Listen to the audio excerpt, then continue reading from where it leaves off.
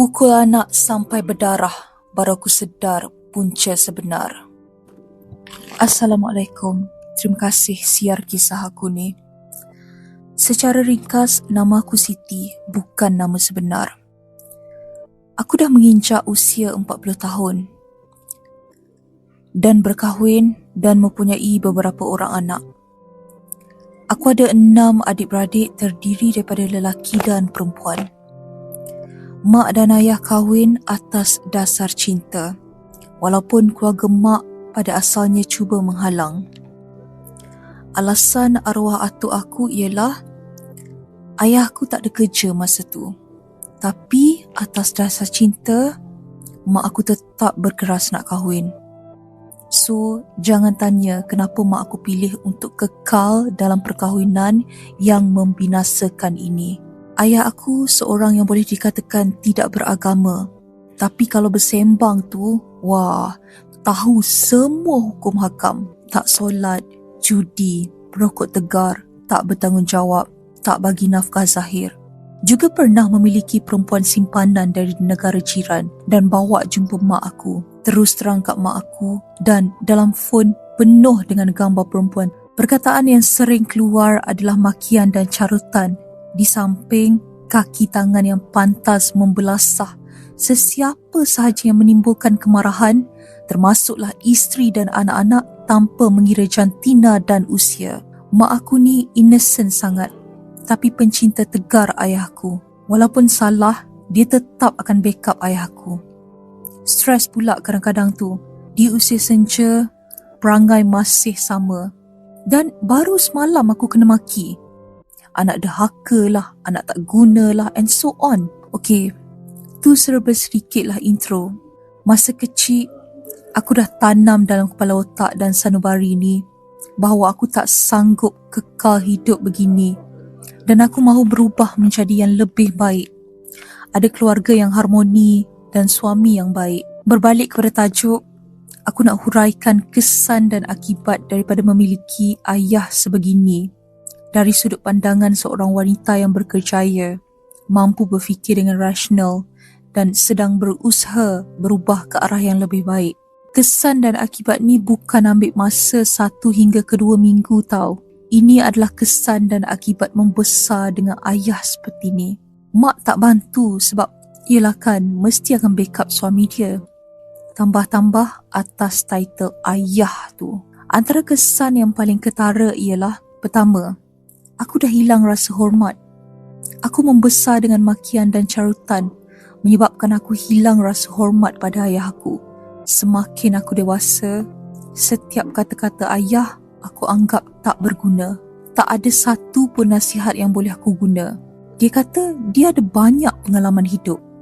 Ya, banyak. Tapi tak ada satu pun yang mampu menjadikan kami manusia yang lebih baik.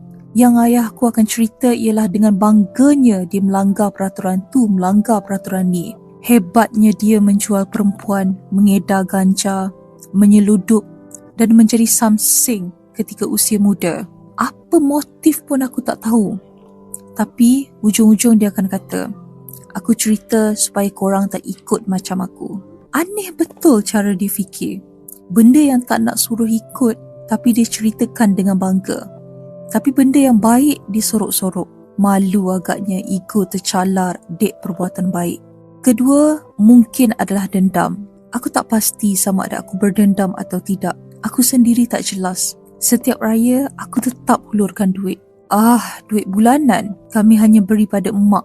Duit emak digunakan untuk makan, bil utilities, belanja dapur dan sebagainya. Ayah, kedai kopi dan rokok. Kadang-kadang, mesin slot. Ayah aku kalau pukul anak-anak memang tak ada limit dan egonya melangit. Ayah aku tak pernah rasa dia bersalah. Kalaupun dia salah, tetap kamilah yang perlu melutut meminta maaf. Sebab katanya, dia adalah ayah. Setiap kali bila kami mahu melakukan sesuatu pekerjaan, yang keluar daripada mulutnya hanyalah hinaan dan kata-kata yang menyakitkan hati. Sering kali dia akan memperlekehkan usaha kami untuk memajukan diri, memberi semangat menurut ayahku, tapi membunuh jiwa sebenarnya pada kami. menyebabkan kami semakin jauh dan lama-lama meluat untuk bersembang dengan dia. Sembang sekadar perlu. Lebih daripada 5 minit kami belah. Kalau kau jawab, dia akan maki kau bila jawapan tak sama dengan jawapan dalam kepala dia. Kalau kau diam, dia kata kau sombong, tak nak dengar and respond dia cakap apa. Yang pasti benda apa yang paling kami adik-beradik ingat tentang ayah aku adalah caci maki dia dan pukulan dia yang menusuk jiwa. Sebab perkara tu berlaku secara individu. Ketiga, aku jadi panas baran.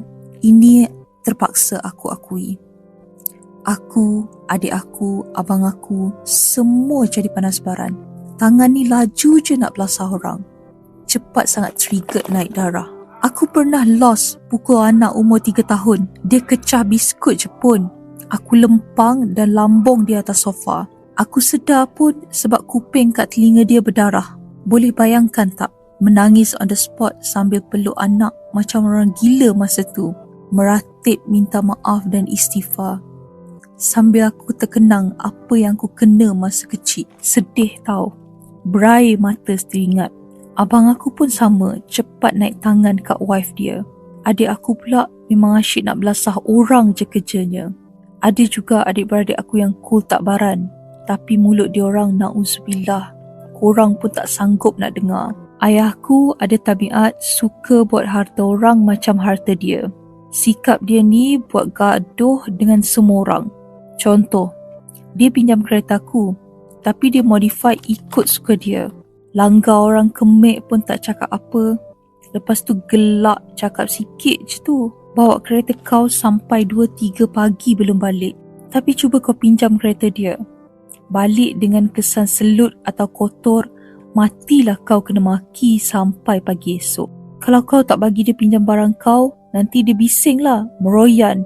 Mulalah dia ungkit pengorbanan dia di mana biasanya apa yang dia ungkit tu akan membuatkan kami terpinga-pinga cuba mengingati. Sumpah tak ada pun memori tu. Keempat, kami hilang rasa sayang. Bila kita orang masing-masing dah dewasa, kita orang hadiahkan mak ayah dengan smartphone. Tu pun asalnya ayahku bising, cakap kita orang ni belagak pakai phone mahal-mahal. Padahal Vivo je pun. Mulalah ayahku kenal social media. Lepas dia add kawan-kawan dia, tengok anak dia orang wish birthday lah, Father's Day lah, bawa je jalan lah, tengok post viral anak hadiahkan kereta lah, itulah inilah. Kita orang lah yang jadi tempat kena maki, cakap tak ingat kat mak ayah.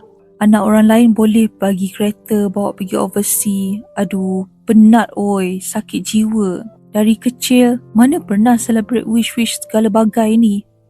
Tiba-tiba dah tua suruh anak buat benda yang tak biasa buat. Macam mana nak ingat birthday ayah aku? Kadang-kadang tu ingat sebab mak ingatkan. Tapi tengah kerja. Tangguh cap. Tahu-tahu lupa. Tapi peliknya birthday mak ke Mother's Day ke, boleh pula kita orang wish kat mak. Suruh pula kita call dia selalu. Tapi bila kita call jawabnya, lepas tu senyap. Tak biasa sembang weh. Macam mana kau nak sembang? Asal ajak sembang kau kena maki. Lama-lama diamlah kita ni. Kan kena maki depan anak bini atau suami, malu pula. Dengan mak, kita orang punyalah boleh bersembang. Sampai cerita dalam kain pun boleh jadikan bahan ketawa. Tapi bila ayah aku datang, sorang-sorang belah. Diam, sepi. Macam kena langgar Garuda. Bab hulurkan bantuan tu memang takkan memandailah offer. Sebab kau akan kena maki bila mana kau buat kerja tidak seperti expectation dia. Ayahku ni, dia selalu suruh kita fikir sendiri. Seolah-olah dia lahirkan anak, ada kuasa superpower yang boleh baca fikiran dia. Dah besar ni, pakat lari habis bila nampak ayahku tengah buat something. Kalau dia suruh, kita orang pergi je tolong. Tapi kang dah siap, masing-masing muka masam datang luah perasaan tak puas hati sebab kena maki.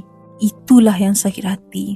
Hari ini aku percaya dengan kata-kata Nabi Muhammad SAW bahawa sesiapa yang tidak menyayangi, maka dia tidak akan disayangi. Sebagai ibu bapa, kita kena tahu bezakan antara kasih sayang dan tanggungjawab. Tanggungjawab tu wajib, tapi kasih sayang tu bonus. Kasih sayanglah yang sebenarnya yang akan ikat kita sebagai ibu bapa dengan anak-anak. Kepada semua lelaki kat sana, aku nak pesan, Ayah memang memainkan peranan yang sangat besar dalam tumbesaran anak. Jati diri anak dibina dengan menjadikan ayah sebagai idola untuk anak lelaki dan pendamping untuk anak perempuan. Kalau korang hebat, anak lelaki akan ikut jadi hebat dan anak perempuan akan cari suami hebat macam ayah dia. Pukullah anak-anak kalau dia orang buat salah, tapi janganlah keterlaluan. Especially anak yang dah umur 10 tahun ke atas. Lepas pukul, pujuk dan bagi tahu kenapa kita pukul. Aku tengah usahakan kurangkan baran aku sebab aku takut anak aku ikut perangai buruk aku. Takut sangat. Untuk isteri dan ibu, tegur suami selalu. Diorang bukan malaikat. Kita mungkin tak ada kisah suami durjana, tapi kesan dia adalah pada anak-anak. Satu lagi, jangan backup kesalahan suami. Benda ni cuma bagi anak lagi marah pada ayah. Silap-silap dengan mak sekali anak marah. Itulah kisah yang aku nak kongsikan. Mana yang baik mohon jadikan panduan, yang tak jadikan sempadan.